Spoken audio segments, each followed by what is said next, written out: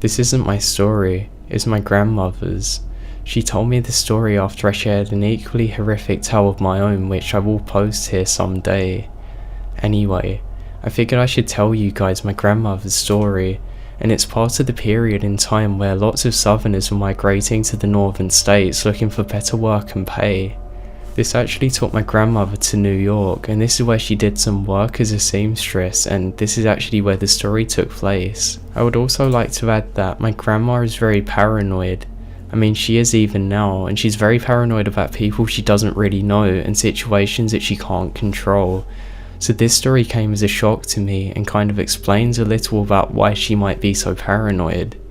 It was also important for me to add that she does not and never has taken crap off anyone. She's about 5'9", had muscles in her 60s, and still rocks a crew car and could kick somebody if necessary. She's not a typical granny at all. So my grandma and her friend Judy worked down the street from each other.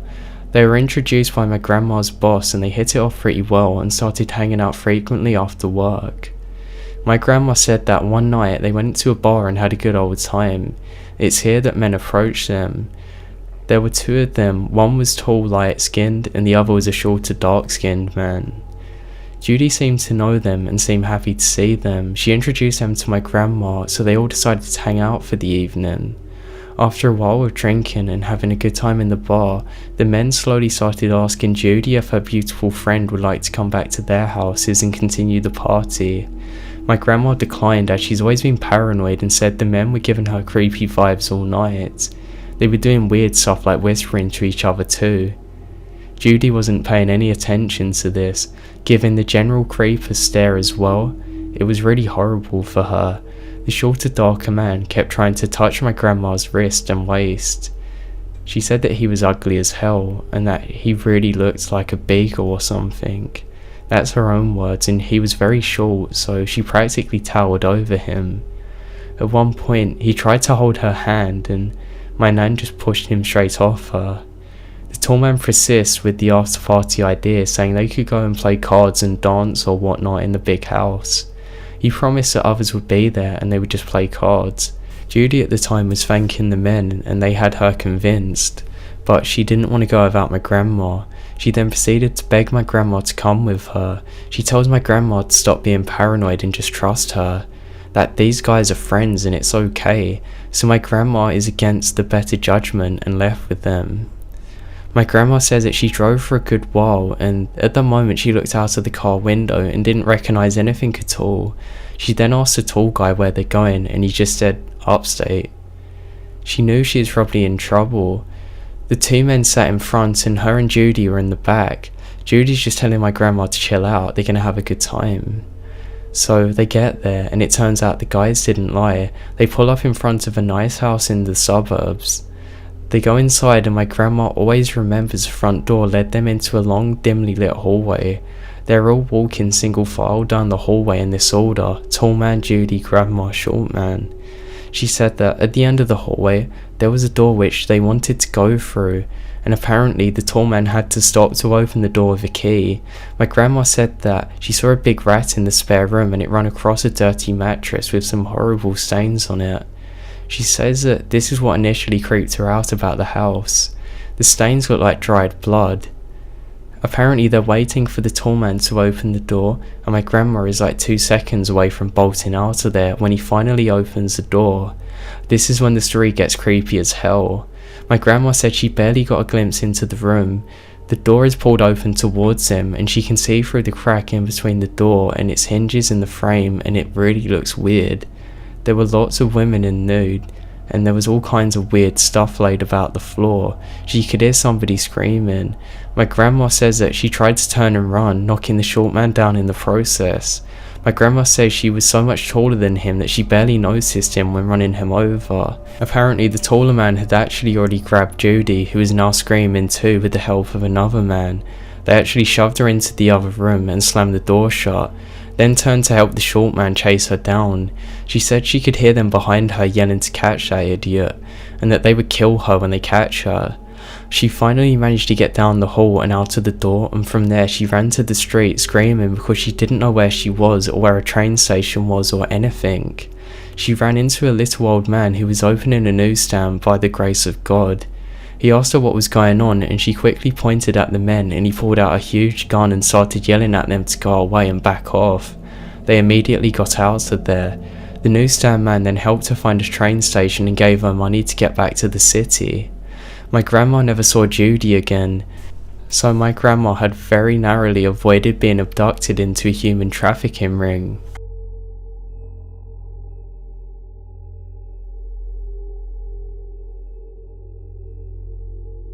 This experience took place 5 years ago. The whole experience is burned pretty intensely in my mind, so I remember about 90% of it pretty well. I'm a 26-year-old man, making me about 21 when this event occurred. So I live in southern Ohio. I went to a smaller college in the area, and I was pretty isolated from most of my friends and family during the week. My friends all went to their various choices of college throughout the Midwest, and my family remained in my hometown. I ended up at a school alone because I had a rather specific major that was only offered by very few colleges in the country. Luckily, my girlfriend went to a college fairly close to mine, so I'd often find myself making 2 or 3 trips a week to see her. So on most of the weekends, I would go on a road trip to go and visit my friends at their campuses, which were a lot bigger and more fun. During this particular week in question, I was getting ready to make about a 2-hour trip to see my friend Carl at his school. I had probably made this trip about 30 times by now, so I knew the route pretty well and didn't even have to use a GPS to get there. I left on Friday afternoon once I was done with classes for the day, and I was set to arrive in Carl's dorm at about 8 PM, right on the time to go out for college drinking. I set off at about 5:50 and was roughly 15 minutes into my trip when my girlfriend called me. I thought that was pretty weird because she already knew that I was going to drive to Kyle's, so I quickly answered thinking something wasn't right.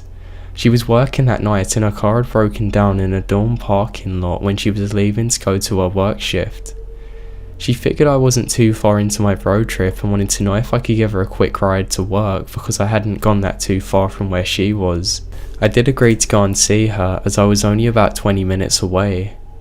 I was already pretty far off campus, so I pulled over my car on the highway and used the GPS to see if there was a faster way to get to her. The map did reveal that there was a side street coming up that I could use to get to her fairly quickly, so I told her that I was on my way and set off towards my new destination. I had seen the exit in question plenty of times, but I'd never had any reason to get off onto it, so once I exited the surrounding highways, it was completely unfamiliar to me. The exit that actually took me off onto had thick forest on both sides of the road. My phone informed me that my next exit wasn't for about 5 miles, so I had a long way to go before I could actually do any more navigating. About half a mile later, the road had turned and there were now long trees on either side of me. To be honest, it was really lovely. It was October, so the surrounding woods were a mixture of various warm colours and I was really enjoying it. The entire area was wooded on either side, with only the occasional break in the tree line for a driveway or a mailbox to poke out of. The houses were pretty hard to see through the tree line, but every so often I figured out where I was going and the houses were really nice looking. It was getting pretty dark and I had about a mile to go before I had to turn when I noticed a Toyota with the hood popped up further down the road. As I approached, I noticed that there was a man in a shirt and a tie with his head under the hood, seemingly with his broken down car. There was no traffic as far as I could see, so I stopped for a moment to ask if he needed anything and if he was okay. He obviously didn't hear what I was saying the first time, so I repeated myself even louder. "Everything okay?" This time he seemed to have heard me and lifted his head up a little bit from the engine and looked at me. Now this guy seemed completely normal, and he had a normal face to match. The best way to describe him was he was just pedestrian looking. He had short brown hair, brown eyes, and a 5 o'clock shadow. He smiled at me and said that he was on his way home from work and something had gone wrong with his engine. I offered him my phone in case he wanted to call anybody to get picked up or have the car towed. He replied, "Oh no, that's okay. I have a car service that's coming for me. They're probably closed until the morning, so I hate to ask, but can you give me a ride to my brother's house? He's only like 5 minutes away." This should have been an immediate red flag for me, but I was a little stunned by how normal this guy seemed, considering most hitchhikers on TV are crazy axe murderers. Now, it didn't make sense why he couldn't have used my phone to call his brother. Why didn't he do that? I guess I wasn't really thinking clearly at the time. Now, I was physically much bigger than him, and he was driving a nice car, so I figured that he wasn't a weirdo, or was maybe just a local person who was actually being genuine to me. So I did agree to give him a quick ride back to his brother's house since it was on my way to my girlfriend's. I unlocked the door for him to get in, and he pointed me in the direction of his brother's house and we set off. For the first few minutes, everything seemed to go normal. I thought maybe I did the right thing. Then, things started to get weird. The first thing that made me uncomfortable was the way that he acted every time that there was a swear word in the music I was listening to. He flinched every time that 50 said a swear word.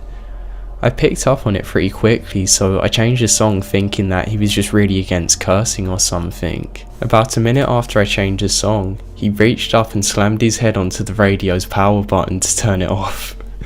Like you do. It wasn't crazy hard or anything, but it was definitely enough to get me to notice. I tried to make light of the situation and said, "Not your style." This question was met with complete silence. At this point, I was ready for this guy to get out of my car, so I asked, "How much further do we have to go?" "I have to be somewhere soon and I can't be late," I explained to him. He said that we had about 4 minutes to go, which kind of scared me because he said we were really close about 10 minutes ago now.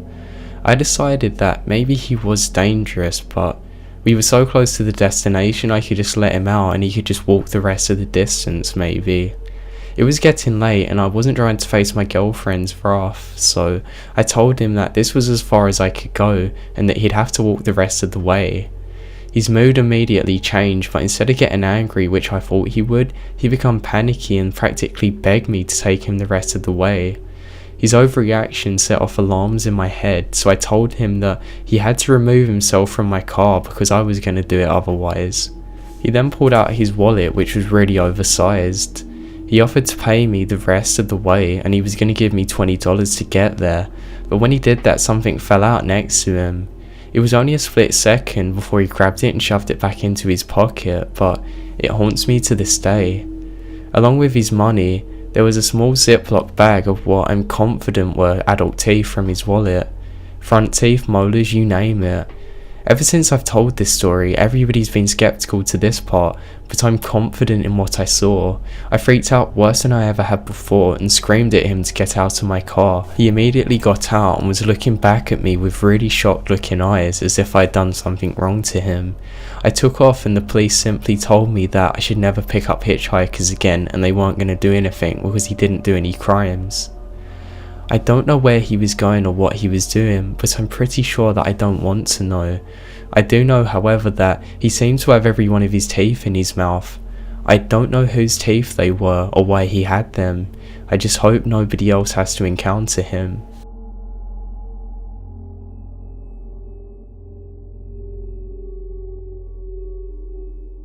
When I was 16, I was very involved in dance. I took classes at my local studio at around 6ish. The classes lasted around 2 hours and was located at an area known to be populated by gangs. I got out of class at about 2.5 hours later that night. The studio started to close and I was waiting on a bench outside. I had already texted my dad to come and collect me and I just stared ahead for about another 20 minutes. By then, everybody on the road was gone. It was then that I noticed somebody directly across the street from me. It was hard to see his face, but he seemed like he was 20 something. Now I know that something was off, and nobody expected to see people around at this time. It didn't make sense. I'd never seen anybody else out here. Although I was kind of weirded out by him, I just brushed it off and continued to look at the ground. While I was looking at him from the corner of my eye, I realised that he walked right by me. Now I wouldn't have been scared at this point, but he just started standing and didn't move again, staring directly at me. I looked up at him and it was at this point that he decided to come walking across the street towards me. My heart started beating really quick at this point and I stood up next to the bench and started walking away. He smiled and started sprinting towards me, screaming, "Come back here, girl, come back here right now." I was crying and running as fast as I could while he slowly started gaining on me. He was still screaming while I suddenly saw my dad's car pull up. He quickly got out of the car and yelled at the guy. He brought out the baseball bat from his car and started going towards the guy, and he slowly backed away and sprinted off. I'm just so glad that my dad was actually there at that exact moment, or else I don't know what could have happened to me.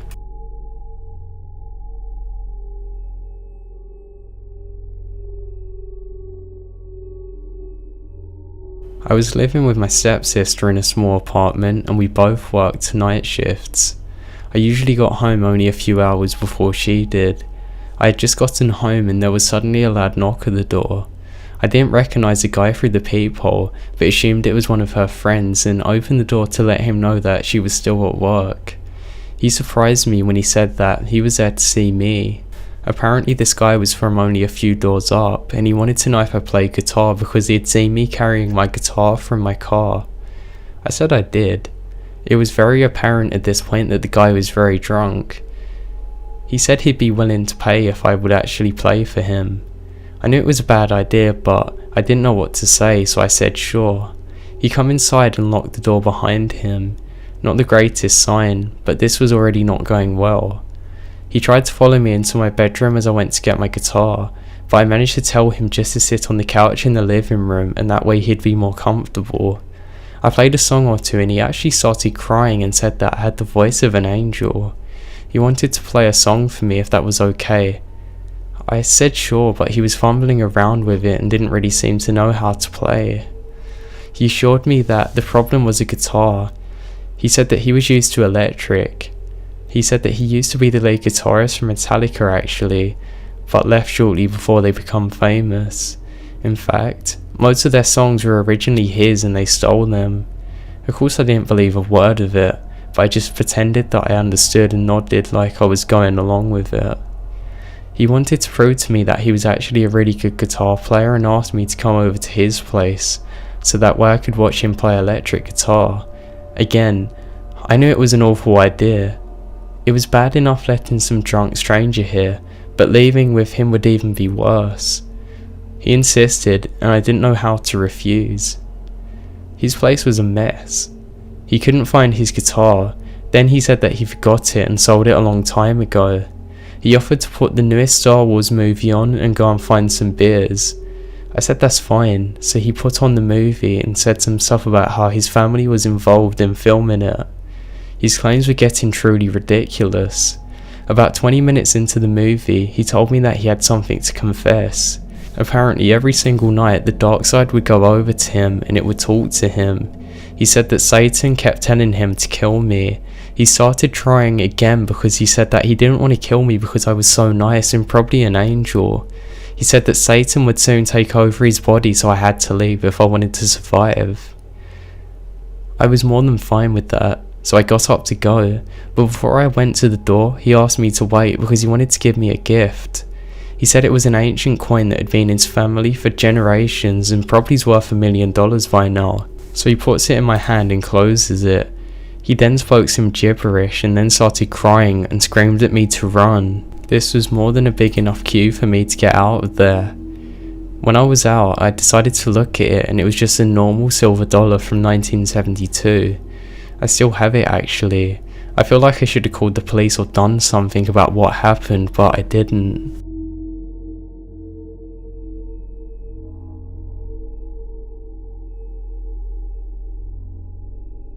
About a year ago, I was driving home from a fairly popular shopping area in this town over from mine. It was early in the afternoon, the sun was out and the roads were crowded. I was driving on a narrow road, one lane in each direction, when a car suddenly comes up on my tail at high speed. There weren't any shoulders to pull off towards with oncoming traffic in the next lanes, so I really didn't have any option other than just to keep going. I could see the woman behind me in the car growling as she was getting very irritated with me, and I don't know why she was like this. Eventually we reached a stoplight. It felt like an eternity to wait for it to turn green. The entire time I watched her through my rearview mirror and she was just screaming at me. When the light finally turned, I made a left, as did my new friend. She kept getting closer and closer to my tower, which actually forced me to drive a lot quicker. This road was unfamiliar to me, and I really didn't like being on here. There was actually a large UPS coming up near us. The centre was on the other side of the road from me and had a very big parking lot.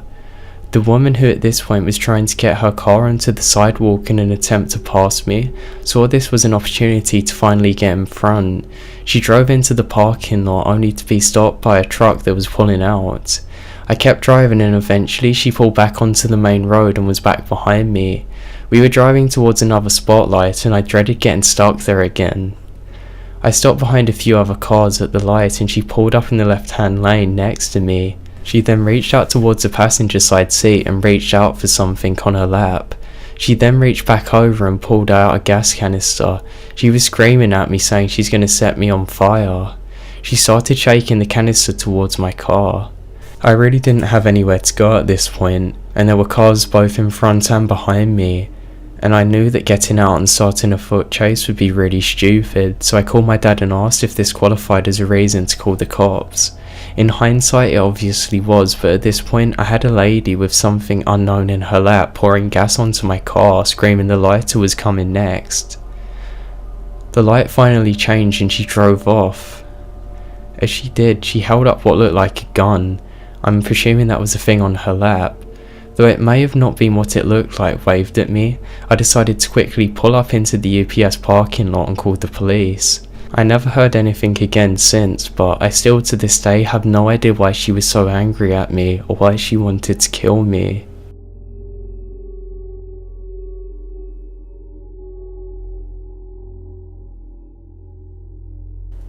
I was working 12-hour overnights in a nursing home. I was on the general unit that night and a resident was close to death. I got reported when I arrived at around 6 PM that Mary had visitors and that she was very close to dying and that she probably wouldn't make it the night. Apparently Mary also had lots of visitors coming to her. Unfortunately this was very common. Residents lived with us for literally years and we would never see a single family member going to see them. That was up until they were about to die. And the residents who were here would actually have to pay about $8,000 or $10,000 a month just for the high-end nursing care. The rooms looked like Hilton suites. When somebody was close to death, family members would crawl out of woodworks to prove how much they loved their grandma and all of that crap. Mary actually lived with us for 4 years and I honestly didn't even know that she had family. I went to meet the family and there was a son and a grandson sitting in the room and a little great-granddaughter who was playing around in the corridor. The adults sat in Mary's room sleeping or playing on their laptops and let the little girl run wild. Great. The little girl was not afraid of the elderly at all. I first caught her standing in another resident's room. She was stroking the face of an elderly woman. I thought it was sweet that she was visiting other residents, but I had to tell her to leave. As I was in there, she told me that she liked the way their skin feels as she left. Okay, so this kid is a little weird. She goes back to Mary's room and I go about my duties. I don't see that kid for a while and it's also super late and I assume they took her home. At about 1 AM, I come out to the medication room and I see this kid standing in the hallway alone. She's staring into another resident's room but not going in. I'm really annoyed at the family this time. Why are they letting her do this all by herself? As I walk up to her, before I can say anything, she turns and smiles at me and says, "Do you like to touch him?" I then completely forgotten what I was doing and what I was about to tell her, and I just said, "What do you mean?" "The old people, do you like touching them when they're dead?" I don't even know what to say at this point. It's dark and this kid is creepy. She's way too interested in all of this and there's something dead wrong about this. When I don't reply, she says, "Does their skin feel different once they're not alive?" Not knowing what to say to the smiling kid who asks if touching the dead is a good thing, I just tell her to go back to her great-grandma's room. She glares at me and looks angrier, and she looks angrier than I've ever seen a kid before.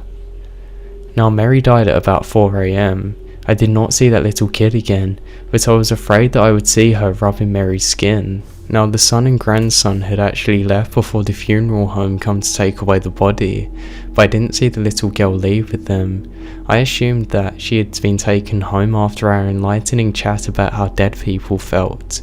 It really gave me the creeps that I never saw her leave. I kept on checking over my shoulder expecting to see her. The next morning I told the day shift nurse about how creepy this girl was. She told me, "I'm glad she wasn't here on my shift. I just had the son and grandson." Now she was almost certain that the little girl was not on her shift. I guess she must have arrived after my shift started. Now it was while on my drive home that I realised that I had not seen anybody else interact with that kid all night except for me. I never saw anybody talk to her, and I never actually saw her walk into Mary's room.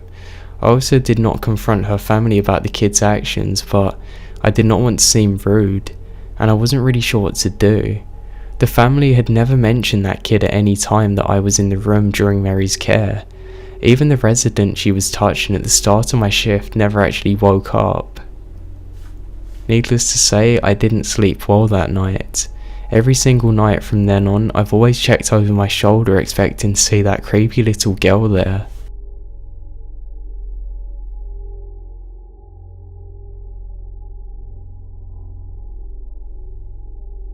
On a rainy night in the era before cell phones, I was 18, walking a very long way from home. I foolishly accepted a ride home from a stranger. He was elderly and acted genuinely concerned for me. I saw a Bible in his back seat. Probably safe, right? The car was old and broken down, and he had to get out to open the door for me. Now this in itself actually took a while because he had a dodgy leg. He told me the passenger door wouldn't open from the inside. I immediately felt weird, but years of nice girl training told me, oh, he's gone to way too much trouble now to say no.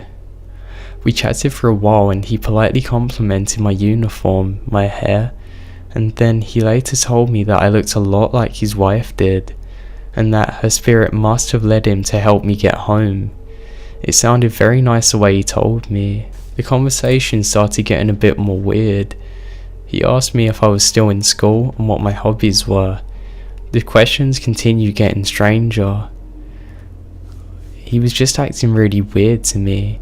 He said to me if I was fertile and that if I was, we should try and start a family. He then went on to tell me that God had left him lonely for all these years, but now, because I looked so much like his wife, it was clear I was meant to be his, so that way his life could start again and finally have lots of children like his wife couldn't do. He then grabbed my hand and kissed it and said, "I can't wait to show you our new bed." I told him I forgot something at work and he told me I could get it tomorrow. I told him that I had to pee and that I couldn't hold it in, and I said that I had to get out, but he wouldn't do anything. He kept talking about how things were different back then, and how men were the head of the household and that women are to follow their fathers and their husbands. I then thinking tried to blur out that you're going to get my father's permission to marry me before taking me to your home, right? God would want that. Right, you need that because otherwise you'd be living in sin, and that's a marriage that is not holy. He then got offended and said that he knew the Bible better than me. I then told him that we could not live together in sin and we should go to my house before going home, and I reminded him that the street wasn't that far. Still trying to keep the conversation light and joking, I told him that's what a godly guy would do, and he wholeheartedly agreed. Then we get to the street where I'd previously told him that I lived. Of course I gave him a fake house address, one that was far from mine, and he had dropped me off there. He wanted to come inside. I told him that I needed to let my parents know about God sending me a husband before we could meet. I said it would take a few days and come back tomorrow. He said I'll give you a few minutes, but then we need to be on our way. I told him to drive around the block so I could go and get some time to pack my clothes, and he nodded and finally closed the door. I ran to the house's door, waited until he drove away, and then sprinted to my house where I lived alone, and then quickly deadbolted the door and put the couch in front of it that night. I never saw him again. I never called the police, but God, I wish I did.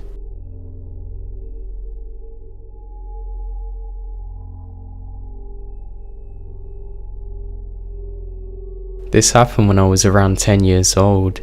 I'm female and I had a golden retriever husky mix called Coda. He was around 6 months old and I loved him. I would actually run home from school every day so that way I could play with him before I had to start my homework.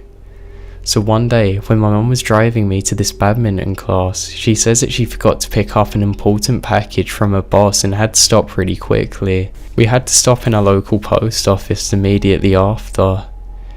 As we were there, she parked in an empty space before running off. I sat in the back row with Coda. The window was slightly open as my mum didn't want us to suffocate. You could probably fit an arm in there, so we're just sitting there and I'm talking with Coda about my friends and whatever a 9-year-old says to a dog. So as I'm just sitting there talking, I suddenly see a hooded homeless man who looks like he's been homeless for many years. He was dirty and had very nasty hair. He knocks on the window and says, "Is your mother here?"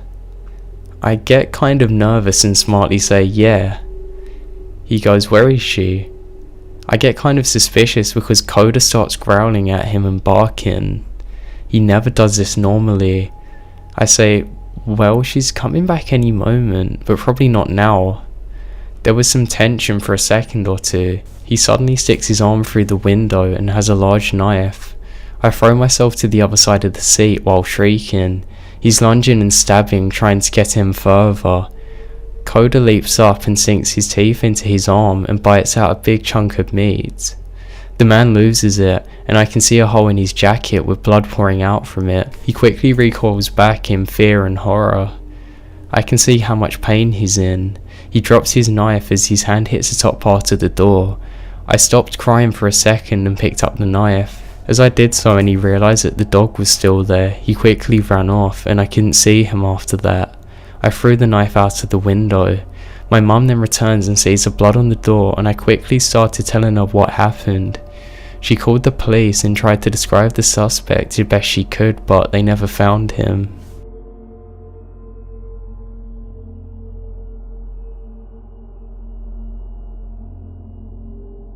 I recently went on a hike with my friend and his dog at a local state park.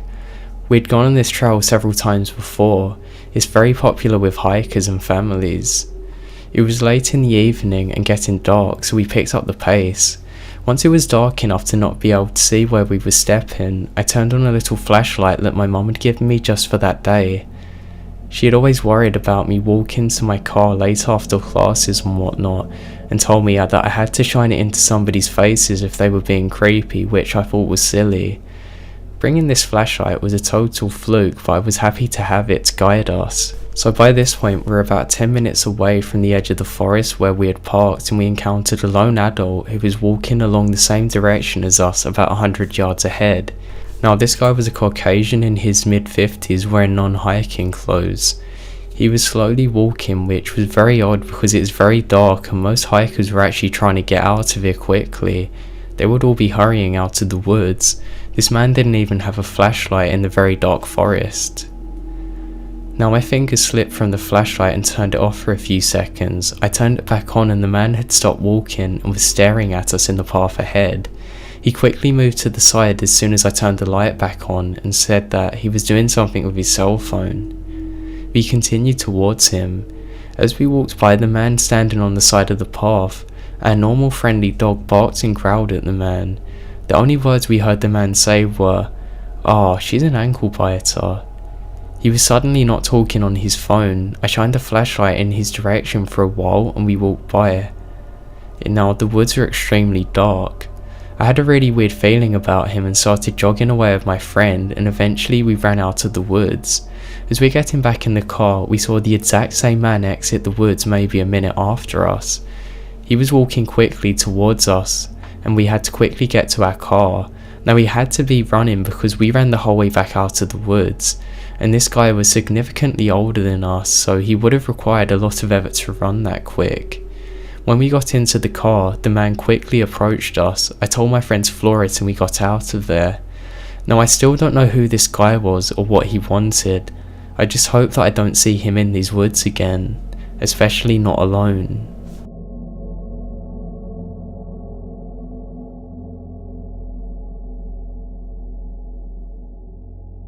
This is not my story, but my father's.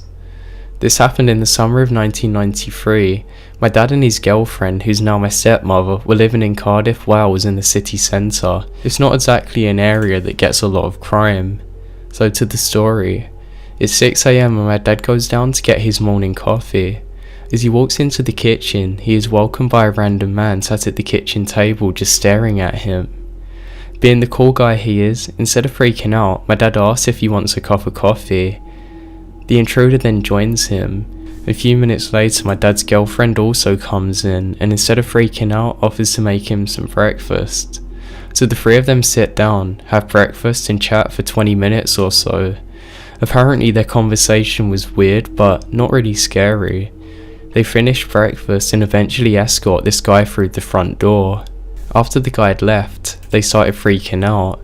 Turns out the guy was a paranoid schizophrenic who broke into multiple houses. My dad's was the second one. The next door guy whose house he went into first was actually empty. This is actually where the guy decided to leave all of his tools. He had a sawn-off shotgun and a lot of ammo. His plan was to shoot anybody in the odd-numbered houses on the street. When the police arrested him, he told them that my dad and his girlfriend were the nicest people he'd ever met and that actually stopped him carrying out his plan.